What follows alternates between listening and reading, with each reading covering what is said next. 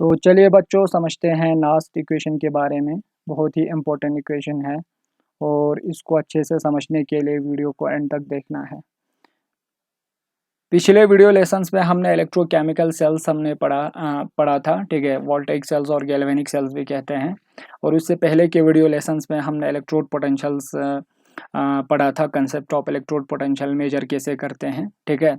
तो उसमें से एक टॉपिक था स्टैंडर्ड इलेक्ट्रोड पोटेंशियल के बारे में, ठीक है। स्टैंडर्ड इलेक्ट्रोड पोटेंशियल होता है किसी भी हाफ सेल्स में जो मेटल इलेक्ट्रोड होता है उसकी इलेक्ट्रोड पोटेंशियल आप with respect to standard hydrogen electrode के ज़रिए, ठीक है, स्टैंडर्ड हाइड्रोजन इलेक्ट्रोड के रेस्पेक्ट में अगर आप मेजर करते हैं under standard condition. Standard condition क्या होता है, दोनों हाफ सेल्स में शी और जिस हाफ सेल्स का आपको मेजर करना होता है दोनों में सोल्यूशन को 1 मोलर रखते हैं, 1 मोलर सोल्यूशन।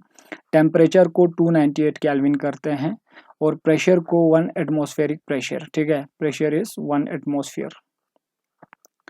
और यहाँ पे टेम्परेचर डिग्री सेल्सियस में 25 डिग्री सेल्सियस। तो इस कंडीशन को मेंटेन करके जब आप शी के रेस्पेक्ट में किसी भी हाफ सेल्स की इलेक्ट्रोड पोटेंशियल को मेजर करते हैं तो उसको हम क्या कहेंगे, स्टैंडर्ड इलेक्ट्रोड पोटेंशियल। नाउ यहाँ पे अब समस्या यहाँ पे आता है कि नॉन स्टैंडर्ड कंडीशन में हम इलेक्ट्रोड पोटेंशियल्स को कैसे मेजर करेंगे, ठीक है। ये बहुत बड़ा प्रॉब्लम था क्योंकि स्टैंडर्ड कंडीशन में तो हम मेजर कर सकते हैं शी के रेस्पेक्ट में, लेकिन किसी भी मेटल इलेक्ट्रोड की इलेक्ट्रोड पोटेंशियल जो है वो नॉन स्टैंडर्ड कंडीशन में हम कैसे मेजर करेंगे। तो इस प्रॉब्लम को सॉल्व किया नास ने एक इक्वेशन प्रोवाइड किया। तो इस इक्वेशन को हमको समझना है और इसी इक्वेशन से हम क्या कर सकते हैं, नॉन स्टैंडर्ड कंडीशन में इलेक्ट्रोड पोटेंशियल को मेजर कर सकते हैं। नॉन स्टैंडर्ड कंडीशंस मींस क्या होता है, देखो कंसंट्रेशन जो है वो 1 मोलर नहीं होगा, ठीक है। कुछ भी कंसंट्रेशन हो सकता है, 2 मोलर, 0.1 मोलर, ठीक है। तो उसको हम कहेंगे नॉन स्टैंडर्ड कंडीशन। या तो टेम्परेचर जो है, temperature naught equal to 298 kelvin, temperature naught यानी कि should not equal to 298 kelvin, ठीक। और प्रेशर जो है, प्रेशर वो 1 एटमॉस्फेयर के बराबर नहीं होगा। तो इस कंडीशन को हम कहते हैं नॉन स्टैंडर्ड कंडीशन, ठीक है। इसको हम कहेंगे नॉन स्टैंडर्ड कंडीशन। या तो तीनों जो है अलग हो सकता है, ठीक है। यहाँ पे तीनों फैक्टर्स की जो वैल्यू जो है वो अलग हो सकता है, टेम्परेचर भी अलग, कंसंट्रेशन भी अलग, प्रेशर भी अलग हो सकता है। या तो टेम्परेचर और प्रेशर 298 और 1 एटमॉस्फेयर हो सकता है और कंसंट्रेशन अलग है, तब भी हम उसको क्या कहते हैं, नॉन स्टैंडर्ड कंडीशन कहते हैं, ठीक है। तो ये चीज़ याद रखना है। तो इस नॉन स्टैंडर्ड कंडीशन में हम क्या कर सकते हैं, इलेक्ट्रोड पोटेंशियल को हम मेजर कर सकते हैं बाय यूजिंग नास्ट इक्वेशन। तो चलिए समझते हैं नास्ट इक्वेशन को, ठीक है। नास्ट इक्वेशन को अच्छे से समझेंगे तो इसको समझने के लिए वीडियो को एंड तक देखना है, ठीक। तो नास्ट इक्वेशन के जरिए हम नॉन स्टैंडर्ड कंडीशन में electrode potentials that is E of the cell को हम क्या कर सकते हैं, कैलकुलेट कर सकते हैं। तो इसको समझने के लिए, ठीक है, इस चीज़ को समझने के लिए सपोज हमारे पास एक सेल्स है, ठीक है। अगर कोई भी से फॉर एग्जांपल सेल, जैसे ये अगर हमारे पास ये एक सेल है, ठीक है, ये एक सेल्स है, ठीक है। तो इन दोनों सेल्स को अगर आप यानी कि कनेक्ट करते हैं, इस तरीके से कनेक्ट करते हैं, तो ये सेल्स जो है से फॉर एग्जांपल वर्क करता है, वर्क डन करता है।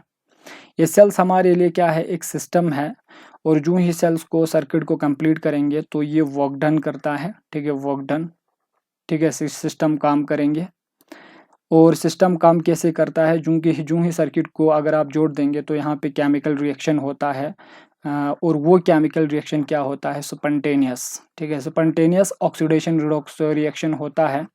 और उसी यानी कि स्पॉन्टेनियस रिडॉक्स रिएक्शन की वजह से सिस्टम क्या करता है, ये पूरा सेल जो है काम करता है, ठीक है।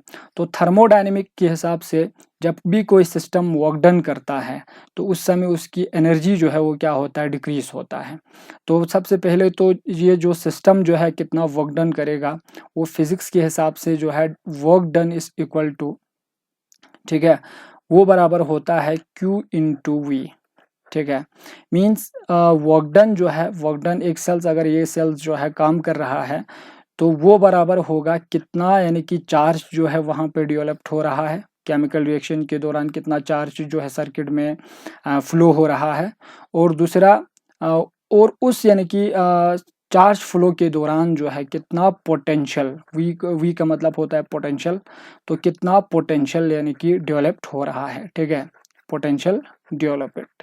तो इसके इन दोनों का प्रोडक्ट जो है वर्क डन होता है, work done according to physics, ठीक है।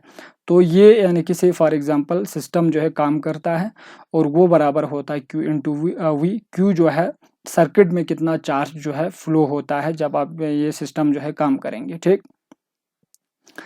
अब यहाँ पे एक चीज़ हमको और समझने हैं, ठीक है, एक चीज़ और समझने हैं। जब भी यानी कि से फॉर एग्जांपल सिस्टम काम करता है, ठीक है, जब भी कोई सिस्टम काम करता है तो उस समय यहाँ पर क्या होगा, जो Q, ठीक है, Q हमारे पास जो चार्ज है, यहाँ पर जो चार्ज हमने रखा, Q जो है वो हमारे लिए यहाँ पे क्या है, charge flow through the circuit में, यहाँ पे लिख देता हूँ चार्ज फ्लो, ठीक है, इन सर्किट। सर्किट में जो चार्ज फ्लो होगा वर्क डन की वजह से, उसको हम क्या कहेंगे, Q। और ये Q किसके बराबर होगा, देखो ये Q बराबर होगा, जैसे एक चीज़ मैंने पहले आप लोगों को बताया था, ठीक है, से फॉर एग्जांपल 1 मोल, ठीक है, 1 मोल चार्जेस जो है, 1 मोल इलेक्ट्रॉन पे चार्जेस कितना होता है, 1 मोल इलेक्ट्रॉन पे चार्जेस होता है 9600 कॉलम के बराबर, और इसको हम कहते हैं 1 फैरेड, 1 फैरेड भी कहते हैं या 1 फैरेडे भी, ठीक है। तो 1 मोल चार्ज इसके बराबर होता है। अगर सर्किट में n टाइम्स इलेक्ट्रॉन फ्लो हो रहा हो, ध्यान से देखो, 1 मोल इलेक्ट्रॉन पे इतना चार्जेस है, यह हमने फैराडे लॉ में पढ़ा था, ठीक है। तो अगर n मोल इलेक्ट्रॉन इस सर्किट में फ्लो हो रहा हो तो n मोल इलेक्ट्रॉन पे कितना चार्जेस होता है, that is n into F, ठीक है, n इंटू एफ। एफ हमारे लिए क्या है, एफ हमारे लिए 96500 कॉलम के बराबर है, ठीक।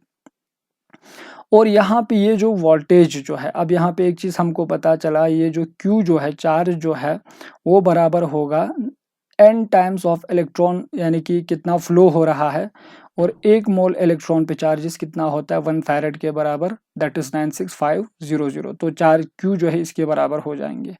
और वोल्टेज जो है V हमारे लिए क्या है, पोटेंशियल है, और पोटेंशियल को हम E ऑफ द सेल, हमारा ये जो सिस्टम सेल है तो हम इसको कहेंगे E से हम रिप्रेजेंट करेंगे, E ऑफ द सेल्स, ठीक है। इस पोटेंशियल के बराबर जो है क्या होगा, दिस, यानी कि पोटेंशियल V जो है हम E ऑफ द सेल ले सकते हैं, ठीक है, क्योंकि E ऑफ द सेल्स क्या है, सेल पोटेंशियल है, ठीक। तो यहाँ पर वर्क डन जो है, वर्क डन किसके बराबर हो जाएंगे, वर्क डन हो जाएंगे n into F into E cell, ठीक, ये हमारा वर्क डन हो जाएंगे, ठीक। दो चीज़ हमको यहाँ पे समझ में आया, ठीक है, यहाँ तक बहुत इजी है, कोई टेंशन नहीं लेना है, ऐसा मान के चलो कि आपको सब आता है, ठीक है। अगर डिप्रेस में जाएंगे कि ये मुश्किल है तो आपका माइंड जो है चीज़ों को एक्सेप्ट करने के लिए रेडी नहीं रहता है, ठीक। तो यहाँ पे work done equal to n, हमारे पास क्या है, number electron flow through the circuit, f क्या है, f हमारे लिए यहाँ पर है 1 farad, that is charge on 1 mole electron, E जो है हमारा क्या है, सेल पोटेंशियल है, ठीक। अब और एक चीज़ सुनो, जब भी कोई सेल्स काम करता है, अगर यहाँ पर ये सेल काम करेंगे, ठीक है, तो इसके पास कुछ यूजेबल एनर्जी होता है जिसको वो यूज़ करता है, ठीक है, जिसको वो यानी कि यूज़फुल वे में ऐसे काम करने के लिए यूज़ करते हैं, तो उसको हम बोलते हैं गिब्स फ्री एनर्जी, ठीक है, G से हम रिप्रेजेंट करते हैं, ठीक। G का मतलब होता है यूजेबल एनर्जी, ठीक है, यूजेबल एनर्जी जो सिस्टम काम करने के लिए यूज़ करते हैं, ठीक है। और सिस्टम जितना काम करेंगे, ठीक, जितना काम करेंगे सिस्टम के पास इतना amount of G amount of अगर गिब्स फ्री एनर्जी है। फ्री एनर्जी का मतलब याद रखना, जब भी सिस्टम को यूज़फुल वर्क करने के लिए एनर्जी होता है उसको हम अवेलेबल होता है, available energy to do useful work is called it free energy, इसको हम बोलते हैं फ्री एनर्जी या गिब्स फ्री एनर्जी बोलते हैं, यह हम थर्मोडायनेमिक्स में पढ़ते हैं, ठीक है। तो जब भी कोई सिस्टम काम करता है तो गिब्स फ्री एनर्जी जो है, ये जो यूजेबल एनर्जी जो है ये डिक्रीज होता है, ठीक है, क्योंकि सिस्टम काम कर रहा है तो एनर्जी क्या होगा, गिब्स फ्री एनर्जी डिक्रीज हो जाएंगे। और ये गिब्स फ्री एनर्जी कितना यानी कि डिक्रीज होगा वो डिपेंड करेगा सिस्टम कितना काम कर रहा है। सिस्टम का वर्क डन जो है हमको पता है, सिस्टम का वर्क डन जो है वो है N इंटू एफ इंटू ई के बराबर। सिस्टम इतना वर्क डन कर रहा है, तो यहाँ पे हम लिख सकते हैं ना, जितना वर्क डन करेंगे सिस्टम उतना गिब्स फ्री एनर्जी में क्या आएंगे, चेंजेस आएंगे, दैट इज डेल जी। ठीक है, डेल जी मतलब change in Gibbs free energy, change in free energy. ठीक है, फ्री एनर्जी में उतना चेंज आएंगे। और चेंज कैसे आता है, चेंज दो तरीके का, इंक्रीज और डिक्रीज हो सकता है। तो इस समय जो है सिस्टम वर्क कर रहा है, ठीक है, तो उस समय ये जो फ्री एनर्जी जो है, जितना सिस्टम वर्क करेगा उतना फ्री एनर्जी डिक्रीज हो जाएंगे। ठीक है, तो जब फ्री एनर्जी जो है डिक्रीज होता है तो उस समय यहाँ पर हम, ठीक है, एक मिनट, यहाँ पे हम नेगेटिव साइन रखते हैं। ठीक है, नेगेटिव साइन का मतलब है एनर्जी डिक्रीज हो रहा है, डेल जी इसके बराबर होगा। ठीक है, तो यहाँ पर हम लिख सकते हैं वर्क डन के जगह, डब्ल्यू के जगह माइनस डेल जी को हम लिख सकते हैं। तो minus del G is equal to क्या हो जाएंगे, N into F into E of the cell.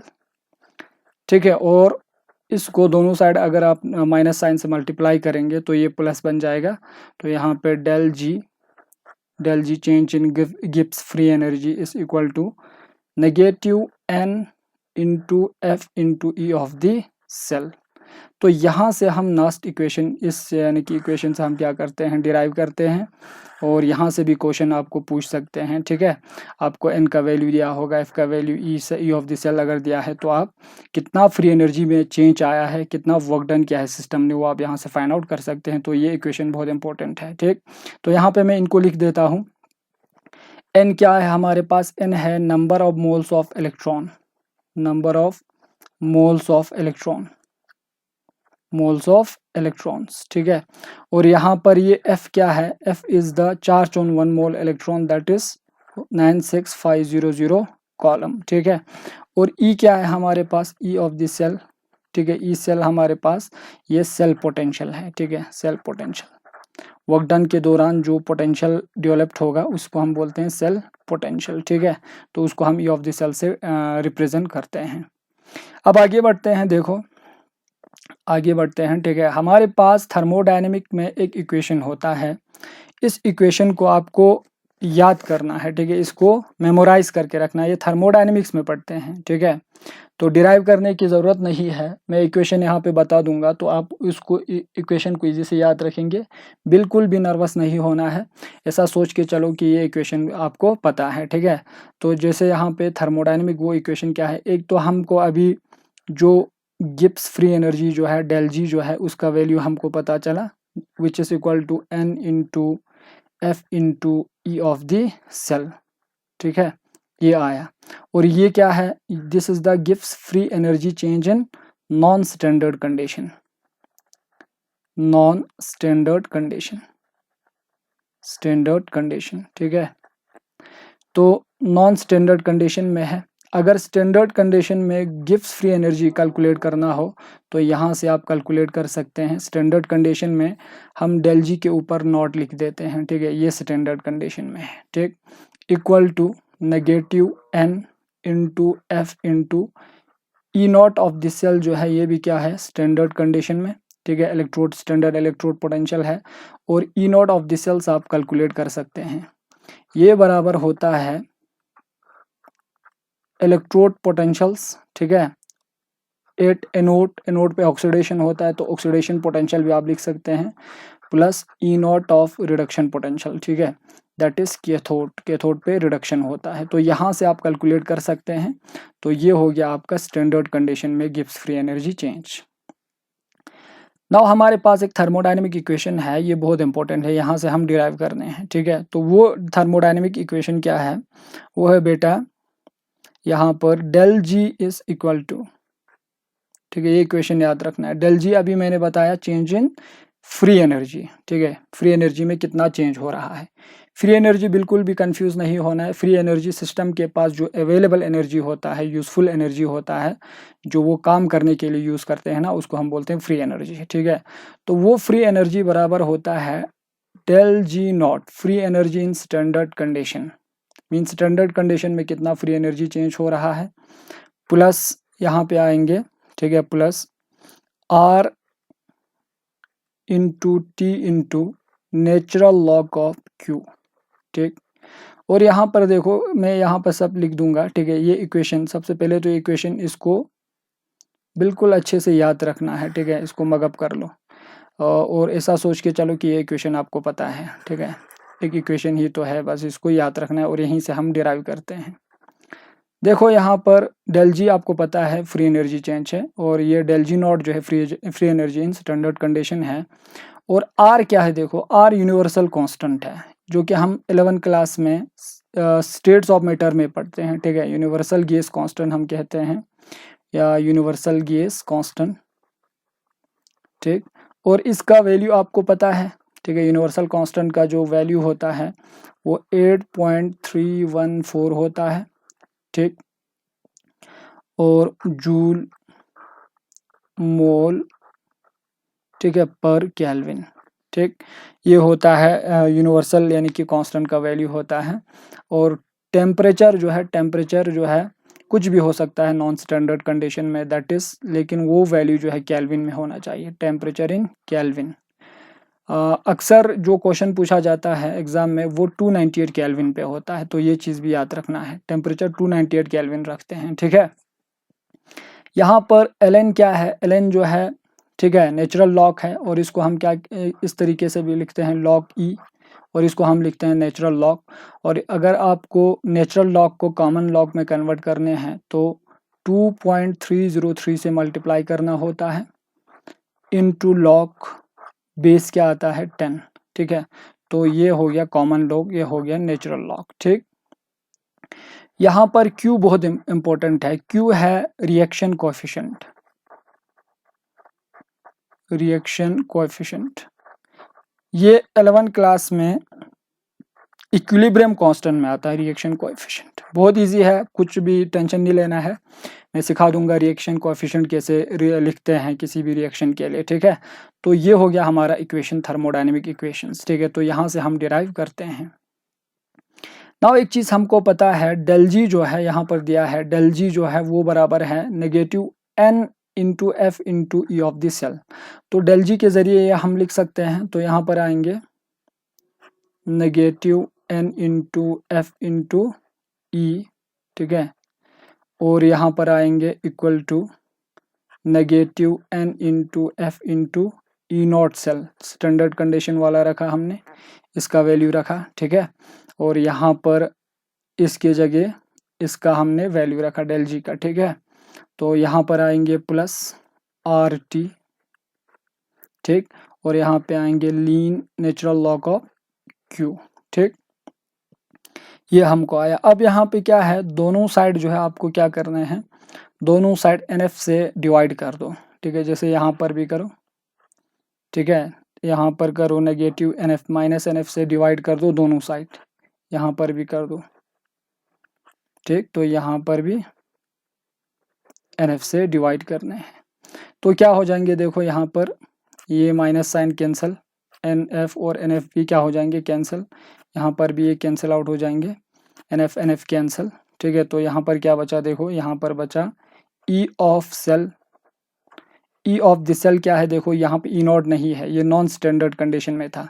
This is the electrode potential in non standard condition, या सेल पोटेंशियल भी आप कहते हैं, ठीक है, इलेक्ट्रोड पोटेंशियल, ठीक है, electrode potential non standard condition का है, electrode potential in non standard condition, non standard, ठीक है, कंडीशन, नॉन स्टैंडर्ड कंडीशन में। और वो बराबर तो यहाँ पर क्या रहा, देखो, ठीक है, यहाँ पर रखा, ठीक है, E of the cell is equal to E naught of cell रहा, ठीक है। तो यहाँ पे माइनस प्लस क्या हो जाएंगे माइनस, ठीक है। और यहाँ पर आएंगे आर टी डिवाइडेड बाई क्या आएंगे N F, natural log of क्या आएंगे क्यू, ठीक है। ये इक्वेशंस हमको मिला। अब यहाँ पर इसको अगर आप कॉमन लॉग में कन्वर्ट करेंगे, ठीक है, कॉमन लॉग में अगर आप कन्वर्ट करते हैं, ठीक, तो वो क्या आएंगे देखो, और ठीक है, नेचुरल लॉग को कॉमन लॉग में कन्वर्ट करते हैं, तो यहाँ पे वैल्यू दिया है मैंने, तो यहाँ पर आएंगे E of the cell equal to E naught of the cell minus, ठीक है, तो यहाँ पर आएंगे आर इंटू टी, ठीक है, तो ये नेचुरल लॉग को अगर आप कॉमन लॉग में कन्वर्ट करेंगे तो इसको माइनस इस तरीके से आप लिख सकते हैं 2.303, ठीक है, और आर टी को मल्टीप्लाई कर दो, R into T divided by क्या आएंगे N into F log to the base 10, इस तरीके से आप इसको लिख सकते हैं, इंटू क्यू। मैंने यहाँ पर क्या किया देखो, सिंपल, कंफ्यूज नहीं होना है, नेचुरल लॉग को सिर्फ कॉमन लॉग में कन्वर्ट कर दिए और 2.303 को इस साइड लाया, मैंने इसको मल्टीप्लाई किया, तो जिस तरीके से भी रखें सेम है, ठीक है। तो ये दो इक्वेशंस है, या तो ये वाला या तो ये वाला, ठीक है। यहाँ पे हमने नेचुरल लॉग रखा, यहाँ पे कॉमन लॉग, बस दोनों सेम है। तो यहाँ से हम नॉन स्टैंडर्ड कंडीशन में किसी भी सेल्स के लिए इलेक्ट्रोड पोटेंशियल क्या कर सकते हैं, कैलकुलेट कर सकते हैं। तो ये इक्वेशन बहुत इंपॉर्टेंट है, this equation is most important,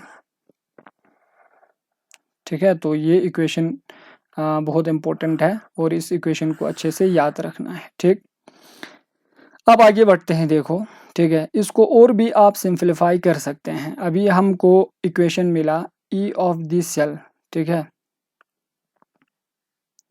E of cell equal to क्या आया, ई नॉट ऑफ सेल, अभी जो हमने डिराइव किया, ठीक है, E naught of cells minus क्या है 2.303 into R T divided by N into F log to the base 10, और यहाँ पर रिएक्शन कोएफिशिएंट, ये इक्वेशन हमने डिराइव किए।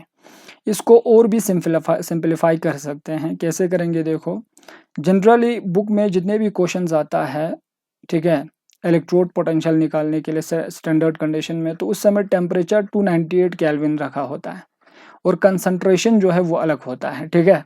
तो उस समय आप अगर आप यहाँ पे इस वैल्यू को पुट करेंगे, जैसे आर का वैल्यू आपको पता है, आर का वैल्यू कितना होता है 8.314, ठीक है, तो जूल मोल पर केल्विन होता है, ठीक। तो इसका वैल्यू आपको पता है, तो कांस्टेंट के वैल्यू अगर आप यहाँ पे पुट करेंगे, जैसे देखो, इसको और सिंप्लीफाई कर सकते हैं, E of cell equal to E naught of cell, E naught of cell minus 2.303 into R की जगह 8.314 रखो, इंटू टेम्परेचर कितना रखा 298, ठीक है, डिवाइडेड बाय एन का value, n is the number of moles of electron, और ये एफ का वैल्यू आपको पता है, F is the charge on 1 mole electron या 1 फैरेड भी जिसे हम कहते हैं, 96500 कॉलम, तो यहाँ पे एन इंटू 96500 कॉलम इंटू यहाँ पे आएंगे लॉग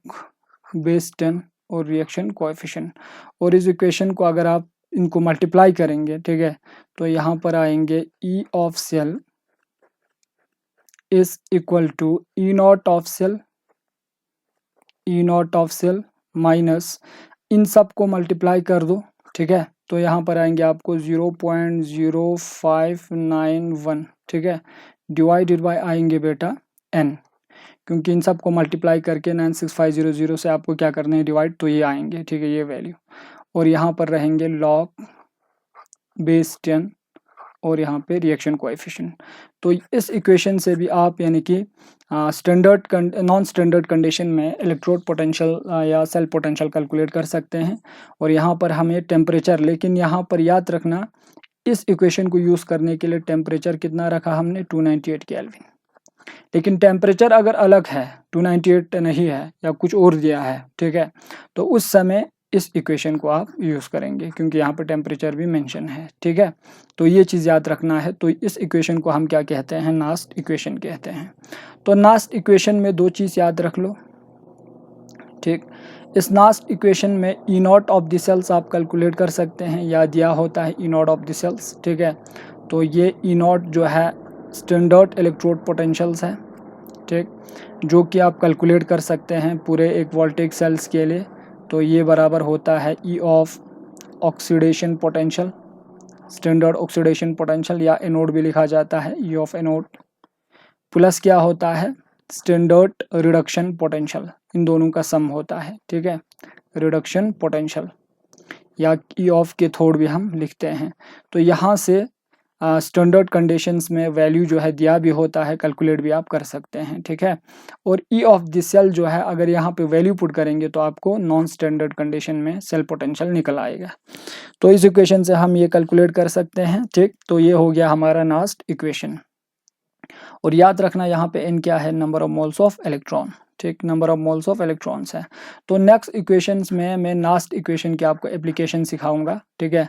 तो उसमें आपको और भी क्लैरिटी आएंगे। तब तक के लिए इस इक्वेशंस को अच्छे से याद रखना है, किस तरीके से मैंने डिराइव किया ये याद रखो, लेकिन न्यूमेरिकल प्रॉब्लम सोल्व करने के लिए बस इक्वेशन याद रखना है, ठीक है। So thanks for watching my video lesson.